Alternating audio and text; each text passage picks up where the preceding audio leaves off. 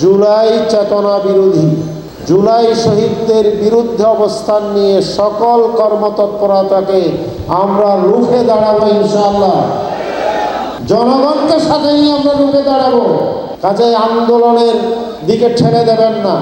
আন্দোলনের দিকে ঠেলে দিলে আপনারা নিজেদের গতি নিজেরা রক্ষা করতে পারবেন না। আগে তো পালানোর একটা সময় পেয়েছিল, কিন্তু আপনারা পালানোর সময় পাবেন কিনা সেই বিষয়টি আত্মপর্যালোচনা করি।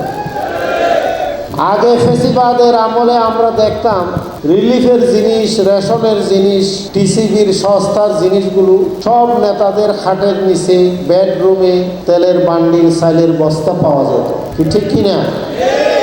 এখন আমরা যুদ্ধের কারণে দেখতেছি তেলের কৃত্রিম সংকট সৃষ্টি করার জন্য বর্তমান সরকারের নেতা নেত্রীদের বাসায় ডিজেল, পেট্রোল, ডিজেল এইগুলো লিটারের পর লিটার উদ্ধার করা হচ্ছে। তাহলে কি ফেসিবাদের কোনো পরিবর্তন হইল?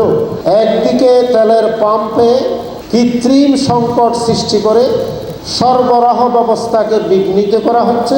আমার দেশের যুবকেরা যারা বেকার, যাদেরকে এই রাষ্ট্র কাজ দিতে পারে নাই, তারা নিজেরা একটা বাইক জোগাড় করে আত্মকর্মসংস্থানের উদ্যোগ নিয়েছে। এখন সেই যুবকটাকে যদি তেলের লাইনে গিয়ে 3 ঘন্টা 4 ঘন্টা দাঁড়িয়ে থাকতে হয়, তার কর্মঘণ্টা নষ্ট হয়, তাহলে সে ইনকাম করবে কখন?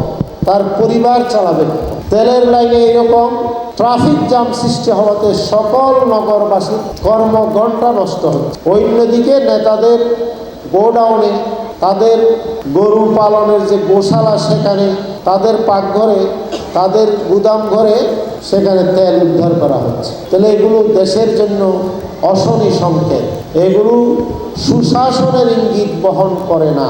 এমনিই তো 16 মাসের মধ্যে আপনারা 5ই আগস্টের পরে যে খুনাখুনি করেছেন, খুনের পরিমাণ এখন 350 প্রায়।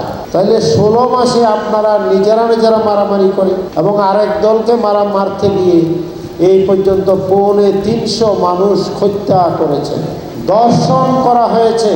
হাতে আগে ধানের শীষে ভোট দেওয়ার কারণে দর্শিত হয়েছে ফেসিবাদের আমলে, এখন ধানের শীষে ভোট না দেওয়ার কারণে দর্শন করা হচ্ছে। নাউজুবিল্লাহ। আমরা কি ফেসিবাদের পরিবর্তে আরেকটি ফেসিবাদ চাইছিলাম? আমরা এই ফেসিবাদী শাসন চাই নাই। কাজে আপনারা হুঁশিয়ার হন, জনগণকে মাঠে ঠেলে দেবেন না।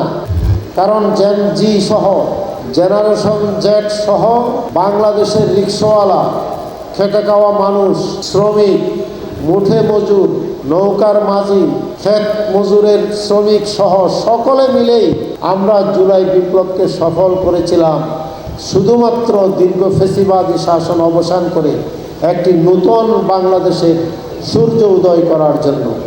যদি সেই ক্ষেত্রে বাধার সৃষ্টি করা হয়, তাহলে জনগণ আবার রক্ত দিতে জানে, জনগণ আবার মাঠে নেমে তাদের দাবি আদায় করে ছাড়বে ইনশাআল্লাহ।